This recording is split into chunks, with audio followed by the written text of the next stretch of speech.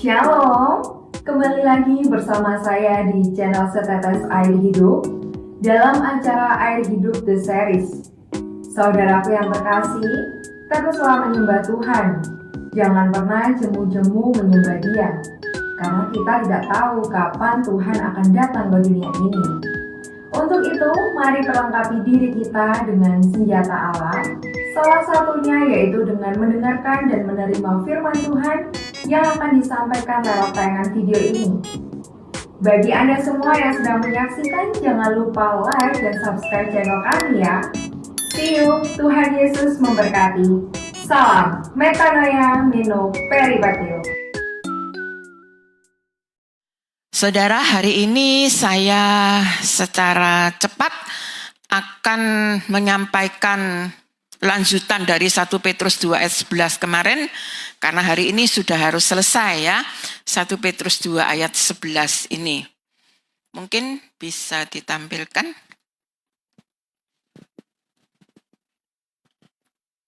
Ya, saudara, hal kedua dari 1 Petrus 2 ayat 11, yaitu yang ingin saya sampaikan tentang keinginan daging.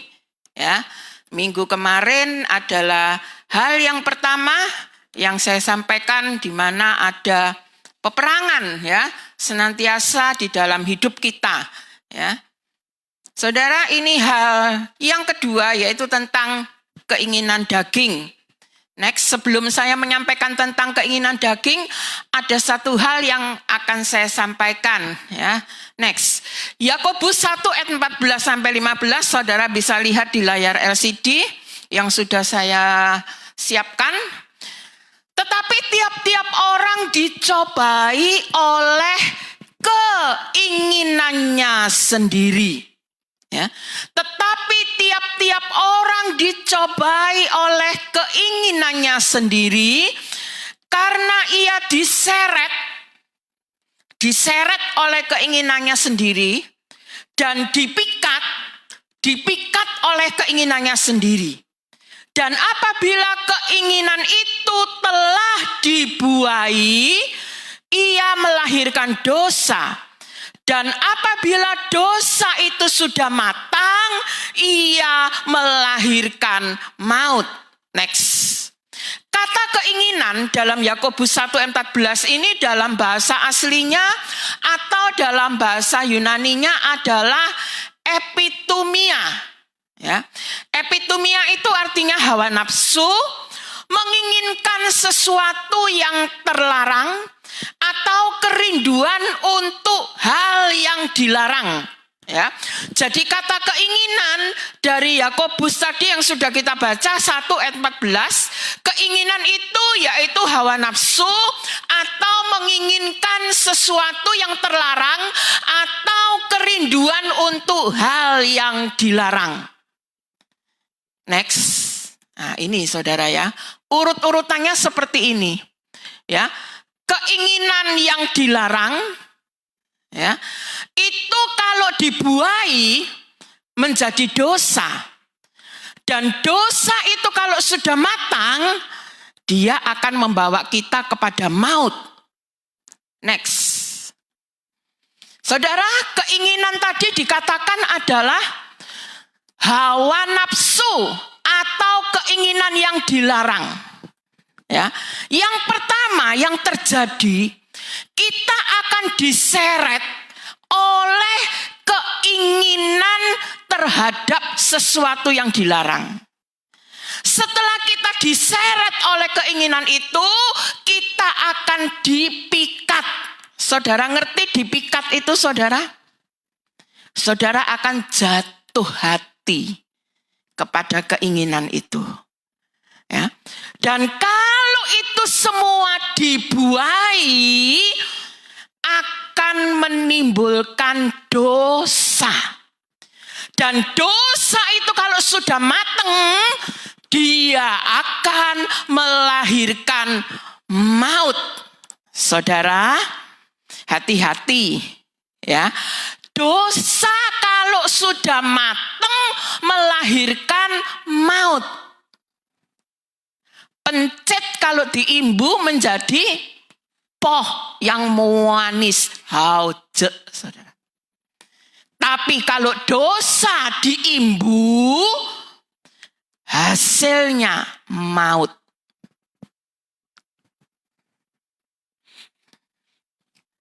Detik ini, mari kita introspeksi diri kita masing-masing. Dosa apa yang masih kita imbu di dalam hidup kita?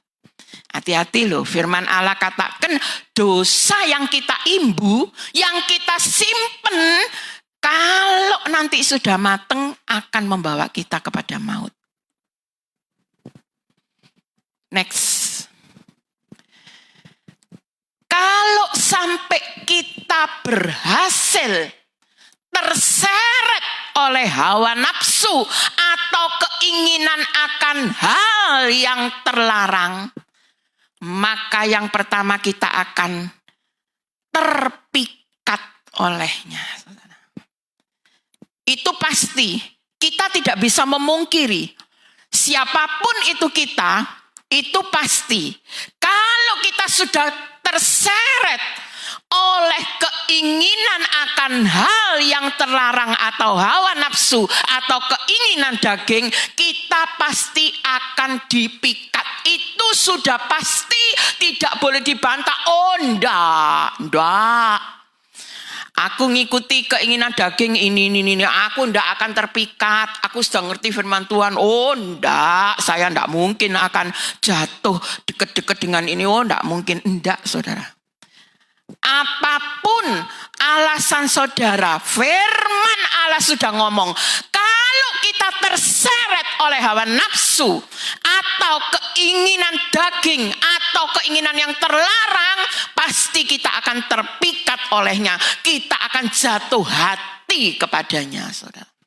Pasti. Saudara ingat peristiwa Hawa? Waktu dia melihat buah yang sebetulnya dilarang untuk diraba dimakan itu. Dia begitu melihat, firman Allah katakan dalam Kejadian apa? Hatinya tertarik. Berarti hati Hawa terpikat oleh buah itu. Kalau sudah terpikat dia ambil, saudara. Kalau sudah diambil, apakah iblis berhenti sampai di situ? Dimakan buahnya. Kalau sudah dimakan, apa berhenti di Hawa aja yang makan? Dikasih kepada suaminya, Koko Adam. Koko Adam akhirnya memakan juga buah itu. Diusirlah mereka dari Taman Eden. Next. Oleh karena itu, kalau sudah tahu bahwa itu dilarang, maka jangan sekali-sekali didekati. Supaya kita tidak terpikat olehnya. Kita ini masih manusia, masih punya daging, masih punya keinginan, saudara. Kalau sudah tahu itu dilarang, jangan didekati, saudara. Saya percaya semua di sini sudah dewasa rohani. Saya khotbahkan minggu kemarin, orang yang dewasa rohani sudah bisa membedakan mana yang benar dan tidak benar. Kalau kita tahu itu dosa, artinya dilarang, jangan didekati, saudara. Nanti kalau kita dekati, kita akan terpikat loh. Kita masih punya daging. Kita masih manusia. Saya pernah kirimkan di Suara Gembala, di ruang Bunda Esther. Sekuat apapun imanmu, jangan pernah dekati dosa. Kita ini masih manusia, saudara. Saya aja wes, aku diet gak mangan bakso, ben gak bunder kayak bakso. Diet dikurangi. Tapi saudara, kalau ada yang datang, jangan dicobai saudara ya. Ada yang datang ke rumah saya bawa bakso 1 mangkok, ya saya makan saudara. Wong itu kesukaan saya, bakso. Saudara, kita tuh loh masih punya daging. daging. Masih hidup di dunia ini yang tarikannya begitu kuat, saudara. Jadi kalau tahu itu dilarang, kalau tahu itu dosa, jangan didekati, saudara. Supaya kita tidak terpikat olehnya. Sebab kalau sudah terpikat, kita akan sulit untuk melepaskannya. Saya tanya Pak Panggih, ojo ben minggu nakoki Miss Dewi terus. Sekarang ganti Pak Panggih. Karena Pak Untung tidak datang pelayanan ya, Ci. Pak Panggih saya tanya, Pak Panggih begitu terpikat hatinya kepada Ibu Panggih, sulit atau gampang untuk melepaskan? Karena sudah kadung jatuh cinta, ngomong yang jujur mumpung ana wonge.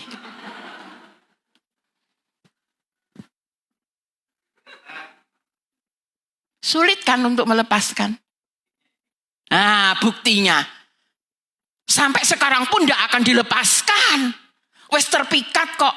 Bendino sing gaekno sarapan, sing nyepakno klambine, kate diculno. Sapa kate nyepakno klambine sarapane? Sesuatu yang sudah memikat kita itu repot loh, saudara, untuk melepaskan. Repot loh.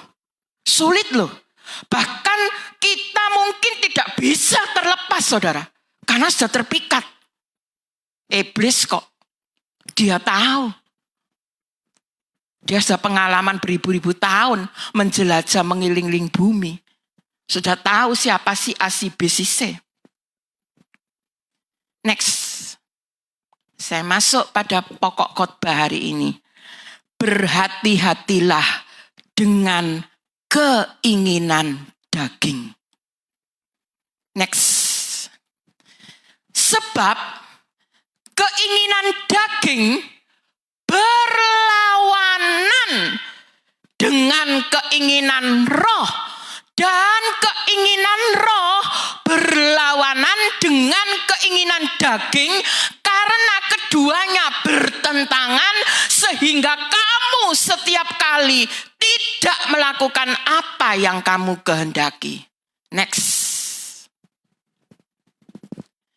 Keinginan roh dan keinginan daging itu berlawanan, bertentangan, dan tidak akan pernah bisa disatukan. Next. Jangan merubah konsep firman Allah dengan mencoba menggabungkan keinginan roh dan keinginan daging dalam hidup kita. Karena hal ini bermusuhan. Saudara, jangan coba-coba dalam hidup kita menggabungkan antara keinginan roh dan keinginan daging. Tidak bisa. Karena ini berlawanan, saudara. Saudara tahu orang yang berlawanan? Saudara satukan bagaimana sampai aku mati, aku gak akan nyopo awakmu, titik. Saudara mau satukan orang itu, repot. Keinginan daging sama keinginan roh jangan coba-coba disatukan ada dalam hidup kita. Keinginan daging ya ono, keinginan roh ya ono. Oh, enggak bisa. Roh Kudus yang akan mengalah. Karena Roh Kudus tidak pernah memaksa. Dia pasti akan mengalah. Harus pilih salah satu. Keinginan roh atau keinginan daging. Firman Allah tidak bisa dirubah. Ada kedua-duanya. Tidak bisa disatukan, saudara. Next. Karena keinginan daging adalah maut. Tetapi keinginan roh adalah hidup dan damai sejahtera. Next. Ini saudara. Keinginan daging ini maut. Keinginan roh hidup damai sejahtera. Jadi kalau kita terus menuruti keinginan daging, kalau kita terus mengikuti keinginan yang dilarang, kalau kita terus mengikuti keinginan sudah matang, tempat kita adalah di situ, saudara. Kalau saudara tidak percaya, boleh dipraktekkan. Terus ikuti terus, saudara. Keinginan daging. Nanti ujung-ujungnya akan di situ, saudara. Segala sesuatu yang sudah dituliskan oleh firman Allah, kita tidak boleh melanggar sebetulnya, saudara. Karena firman Allah itu cinta dengan kita. Firman Allah itu mengingatkan kita. Ojo terus ngikuti keinginan daging lo yo. Engkau nggone ndek kene. Itu, saudara. Kenapa sih kita tidak boleh mengikuti keinginan daging? Yo nanti ini akhirnya, saudara. Next. Sebab keinginan daging adalah perseteruan terhadap Allah. Karena keinginan daging itu tidak takluk kepada hukum Allah. Hal ini memang tidak mungkin baginya. Memang tidak mungkin bagi keinginan daging untuk takluk kepada hukum Allah. Saudara, sekarang kita sudah tahu, sudah mengerti bahwa keinginan daging, keinginan yang dilarang itu adalah seterunya Allah. Jadi kalau kita mengikuti keinginan daging, kita akan menjadi seterunya Allah.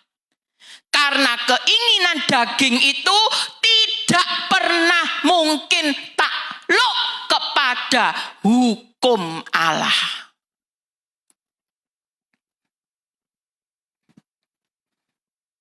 Next. Hati-hati dengan keinginan daging. Karena keinginan daging seterunya Allah. Next. Jadi, kalau ada orang masih menuruti keinginan daging, berarti dia seterunya Allah. Bukan pleknya Allah, saudara. Tapi pleknya keinginan daging. Next. Dan orang yang memilih hidup menurut keinginan daging, pasti orang itu tidak akan takluk kepada hukum Allah. Orang yang mengikuti keinginan daging, pasti orang itu tidak akan takluk kepada firman Allah. Pasti. Semua yang ditulis dalam firman Allah itu pasti, bukan mungkin. Next. Mereka yang hidup dalam daging tidak mungkin berkenan kepada Allah. Kalau dalam King James Version, next. Roma 8 ayat 8 ini kalau diterjemahkan adalah sebagai berikut. Jadi mereka yang ada di dalam daging tidak dapat menyenangkan Allah, saudara. Next. Kalau ada orang berkata, aku mau menyenangkan hati Tuhan, maka berarti orang tersebut tidak menuruti keinginan daging. Kalau ada orang yang menyanyikan lagu, menyenangkanmu, senangkanmu, hanya itu kerinduanku. Kalau orang tersebut masih memiliki keinginan daging, lagu yang dinyanyikan hanya sebatas bibir. Karena orang yang menyenangkan hati Tuhan tidak menuruti keinginan daging.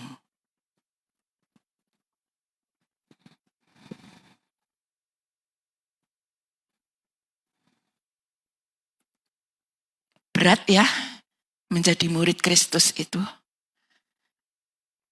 Kita diminta untuk benar-benar seperti Kristus. Karena kita sudah mengambil keputusan di seluruh surat-surat penting hidup kita. kita tuliskan kata Kristen di situ. Memang tidak mudah, saudara. Sulit. Tetapi kuasa rohnya yang kudus yang ada dalam hidup kita, itu yang akan memampukan kita untuk menjadi seorang pemenang. Next. Keinginan daging itu bukan hanya suatu gairah atau hasrat dan keinginan, tetapi next, kepada cara bertindak yang berasal dari kebutuhan, dari dorongan kebutuhan daging, kebutuhan jasmani atau nafsu. Tentunya hal ini bukan berdasarkan pertimbangan yang dari Allah. Ya, jadi segala keputusan-keputusan yang kita ambil berdasarkan dorongan keinginan daging itu tentunya bukan keputusan berdasarkan pertimbangan Allah. Saya ulang sekali lagi. Segala macam keputusan apapun juga yang kita putuskan didasari dengan dorongan keinginan daging, maka keputusan itu bukan berdasarkan pada pertimbangan Allah. Karena Allah dengan keinginan daging itu bermusuhan.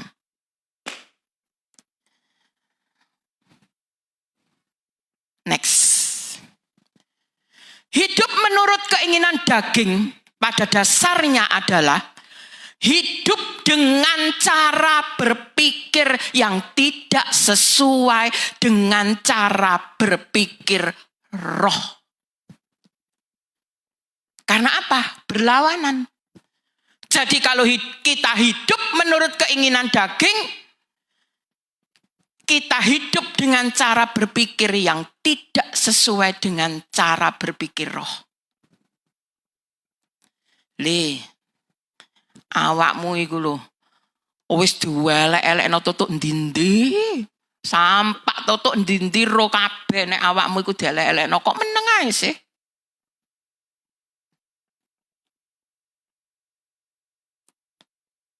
Kalau kita berpikir tidak sesuai dengan roh, awas kon ya. Aku dielekno apa? Sik kene tak tulis e apa ae. Kuwi ku lho. Awas kon ya. Balik saudara mbales. Ditulis di status macam-macam di IG, di Facebook. Ganti diserang. Apakah itu sesuai dengan cara berpikirnya roh? Tidak. Kalau Roh Kudus ngomong pasti ampuni nak, ampuni. Doakan nak, doakan ampuni. Kan pasti begitu saudara. Next. Orang yang hidup dalam keinginan daging, dia punya cara berpikir yang tidak bisa sinkron dengan cara berpikir Allah.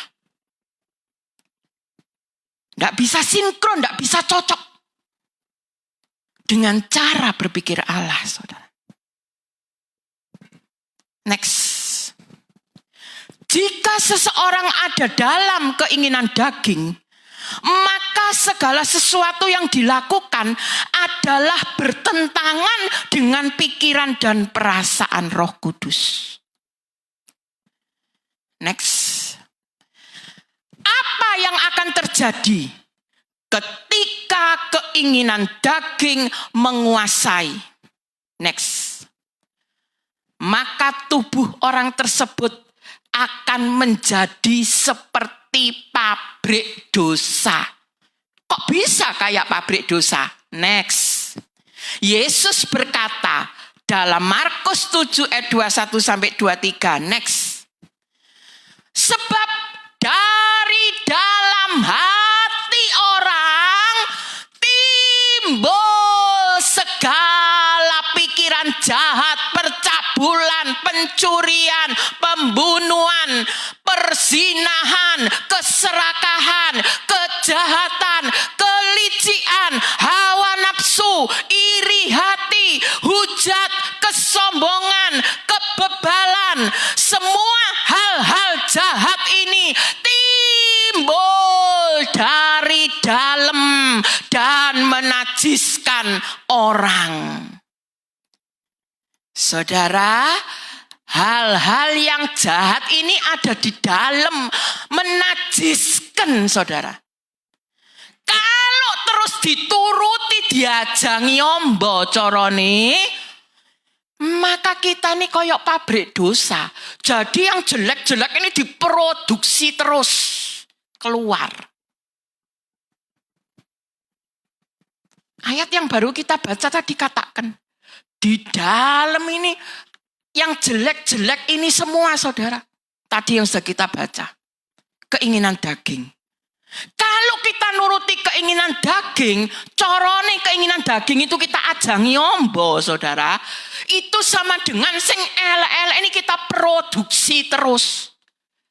Makanya disebut istilahnya pabrik dosa. Ibu Tuti ini kalau tidak salah dunia produksi pekerjaannya. Nah.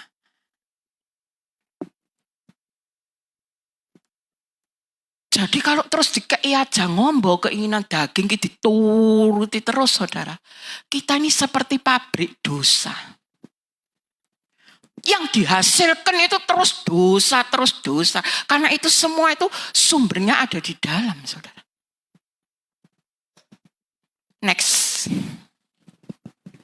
Yang ketiga, dari 1 Petrus 2 ayat 11 dikatakan, gimana caranya supaya kita tidak mengikuti keinginan daging?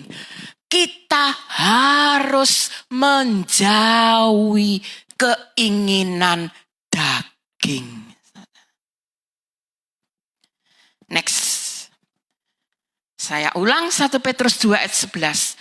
Saudara-saudaraku yang kekasih, aku menasehati kamu, supaya sebagai pendatang dan perantau kamu menjauhkan diri dari keinginan-keinginan daging yang berjuang melawan jiwa.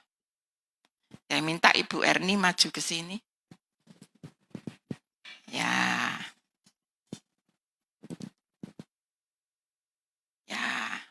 Saudara.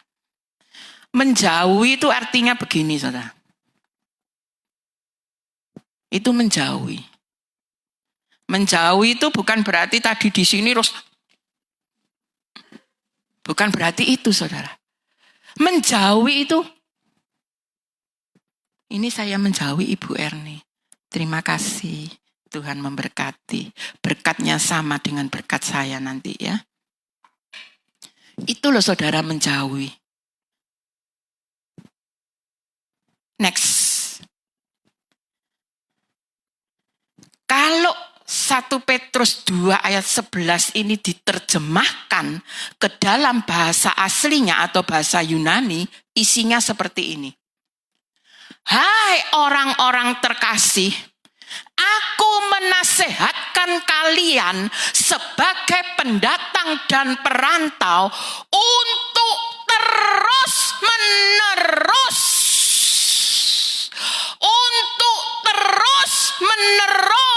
menjauhkan diri dari keinginan daging yang terus-menerus berperang melawan jiwa. Next. Terus-menerus itu artinya konsisten. Tetap tidak berubah. Itu terus-menerus, saudara. Next. Mengapa kita harus terus-menerus menjauhkan diri dari keinginan daging? Next. Karena firman Allah tadi mengatakan, karena keinginan daging itu terus-menerus mengadakan peperangan melawan jiwa kita agar keinginan tersebut bisa menang melawan jiwa kita sehingga kita jatuh dalam dosa. Jadi keinginan daging itu terus-menerus mengadakan peperangan dalam jiwa kita. Kalau kita tidak terus-menerus menjauhi, ya kalah saudara. Wong kono terus-menerus kok kita tidak terus-menerus. Jadi kita itu harus terus-menerus menjauhkan diri dari keinginan daging. Kenapa? Karena keinginan daging itu terus-menerus berperang dalam hidup kita untuk ingin menjatuhkan kita, menyeret kita ke dalam maut. Saudara. Kapan itu terus-menerus? Ya terus selama kita masih hidup di dunia ini. Karena dunia ini penuh dengan keinginan daging. Penuh dengan keinginan yang dilarang. Penuh dengan keinginan dosa-dosa, saudara. Jadi kita harus terus-menerus, saudara. Makanya saya sampaikan. Orang Kristen itu bukan di playground, area bermain. Tapi orang Kristen ini ada di battleground, area berperang. Terus tiap hari, saudara. Berperang, berjuang, terus-menerus. Untuk menjauhi keinginan yang dilarang itu, saudara. Untuk menjauhi dosa. Jadi, kalau di sebelah kita ada dosa, kita harus menjauhi. Dan itu harus terus-menerus kita lakukan. Kita kerjakan dalam hidup kita, saudara. Mudah hal ini? Tidak. Siapa bilang saudara mudah? Sekali lagi tidak. Nanti di paling akhir yang saya sampaikan, saudara akan menemukan kuncinya. Next. Bagaimana supaya kita bisa terus-menerus? Lah ini saudara kuncinya. Menjauhkan diri dari keinginan daging. Next. Ini kuncinya saudara. Maksudku ialah hiduplah oleh Roh. Maka kamu tidak akan menuruti keinginan daging. Iki kuncine, iki ayo dilakukno, ayo dilaksanakno. Soale awake dhewe kalau hidup oleh Roh, maka kita bisa tidak menuruti keinginan daging. Saudara, ini kuncinya. Hiduplah oleh Roh. Next. Kalau dalam terjemahan bahasa Yunani dikatakan, aku mengatakan hiduplah terus menerus oleh Roh. Maka mustahil kalian akan memuaskan hawa nafsu daging. Ini terjemahnya kalau dalam bahasa Yunani. Hiduplah terus menerus oleh Roh, maka mustahil kalian akan memuaskan hawa nafsu daging. Jadi hidup oleh Roh itu harus terus menerus, saudara. Jadi tiap hari, tiap saat, tiap detik, tiap waktu kita tuh harus hidup oleh Roh. Next. Apa itu hidup oleh Roh? Next. Peripateo. Berjalan seirama dengan Roh Kudus. Seirama. Bapak Ferek kalau main gitar, nek ono iramane sing rodok-rodok melenceng gak seirama gitu, dia pasti peka. Keliru ko iki ko, iramane gak ngene ko, betul Bapak Ferek?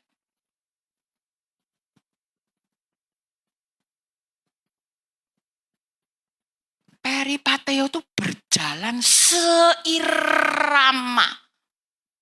dengan Roh Kudus. Itu artinya hidup oleh Roh. Di rumah nanti baca Galatia 5 ayat 16 sampai 18. Jadi peripateo ini harus setiap hari, saudara. Berjalan seirama dengan Roh Kudus itu harus setiap hari.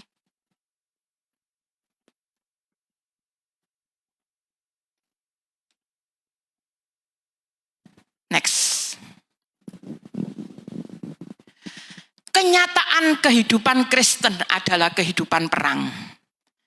Perang antara dua keinginan. Keinginan daging dan keinginan roh. Ini kenyataan kehidupan Kristen, saudara. Adalah kehidupan perang.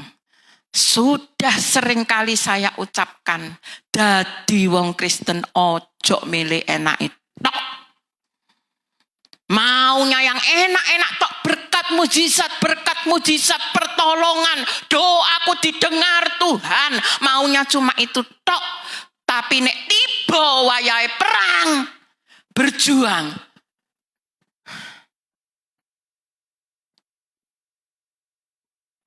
Ini suatu realita, saudara, suatu kenyataan yang benar-benar memang itu yang harus kita hadapi, saudara. Rasul Paulus saja ngomong kok hidup ini pertandingan. Dan Rasul Paulus dia sudah bisa menyelesaikan pertandingan dengan baik. Ayo berjuang, saudara.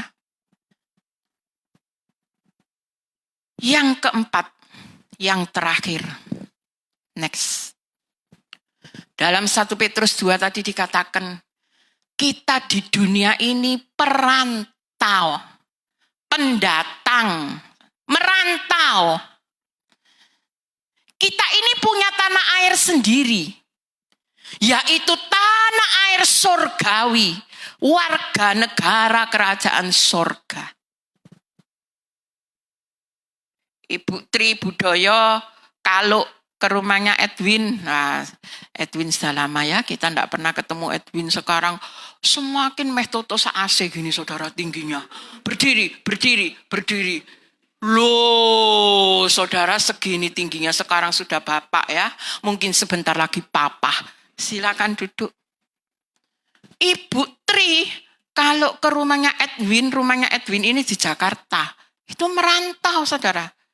Karena rumahnya Bu Tri sesungguhnya di kota Ondi-Ondi Mojokerto. Kalau ada orang luar pulau bekerja di sini, dia merantau. Kita itu juga begitu, saudara. Kita di dunia ini tuh merantau. Pendatang ini itu, saudara. Perantau. Sesungguhnya kita punya tanah air sendiri, yaitu tanah air surgawi, warga negara kerajaan surga. Jadi jangan pernah saudara beranggapan atau punya pikiran bahwa kita di sini itu menetap. Saudara bekerja jengkelitan cari uang itu hanya untuk kebutuhan menetap. Bukan untuk kebutuhan kekal. Benar enggak saudara? Saudara cari uang untuk apa? Kan untuk makan. Untuk kebutuhan kita selama menjadi perantau di dunia ini, saudara. Itu bukan untuk kebutuhan tetap, saudara. Kalau kebutuhan tetap saudara di sono, di surga, rumah kekal kita, tanah air kita ini sesungguhnya warga negara kerajaan surga. Makanya saudara, selain waktumu habis untuk mencari uang, engkau juga harus punya waktu untuk mencari, untuk hidup kekal nanti, saudara. Karena di sana yang tetap, di sini hanya sementara, pendatang, perantau. Piro suwene di sini enggak tahu.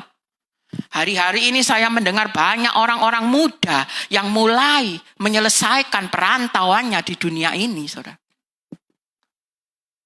Saudara tahu sampai umur berapa? Saya sendiri tidak tahu. Kapan saya akan mengakhiri perantauan saya di dunia ini, saudara? Kalau engkau tidak sadar, terus yang digolek, sing gawe perantauan, terus yang gawe kekal, gak tau digolek. Hati-hati, saudara. Telat loh nanti. Karena nanti itu kita tidak tahu nanti itu kapan. Karena kita tidak tahu sampai kapan nantinya kita itu, saudara.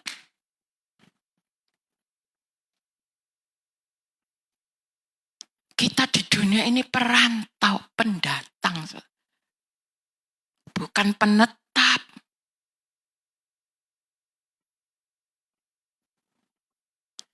Rumah tetapnya Ibu Erni bukan di Mojosolur.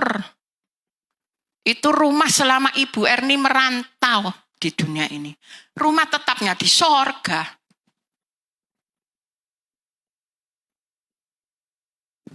Next. Karena kewargaan kita adalah di dalam sorga.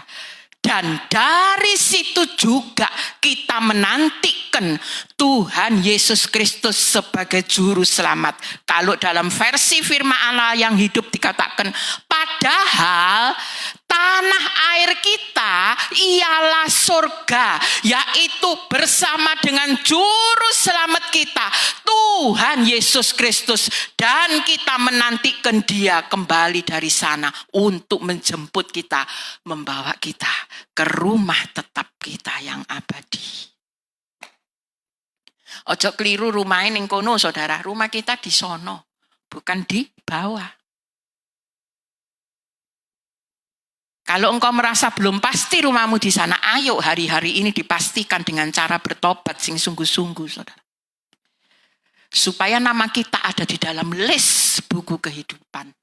Sehingga nanti kita diundang di hari perkawinan kawin anak domba. Karena nama kita sudah di list di buku kehidupan. Next. Mengikuti keinginan daging itu tidak ada dalam undang-undang kerajaan surga. Bahkan keinginan daging tidak bisa dibawa masuk ke dalam kerajaan surga. Menurut undang-undang warga negara kerajaan surga, menurut undang-undang tanah air kita surgawi, keinginan daging itu tidak ada di sana. Tidak ada dalam undang-undang itu, saudara. Saudara, mari saya ajak warga ABC Mosar. Mulai detik ini, setelah kita dibukakan Roh Kudus akan firman Tuhan ini, mari kita mengambil suatu tindakan. Kita mau menjauhi keinginan daging. Bahasa aslinya keinginan yang dilarang. Artinya dosa. Mari kita jauhi. Karena sesungguhnya kita adalah warga negara kerajaan surga. Keinginan daging itu tidak ada tercantum di dalam undang-undang kerajaan surga. Sulit. Tapi tadi sudah ada kuncinya. Hidup oleh Roh. Berjalan seirama dengan Roh Kudus. Terus menerus. Supaya kita bisa terus menerus menjauhi keinginan daging yang terus menerus melawan jiwa kita. Amin. Tuhan memberkati.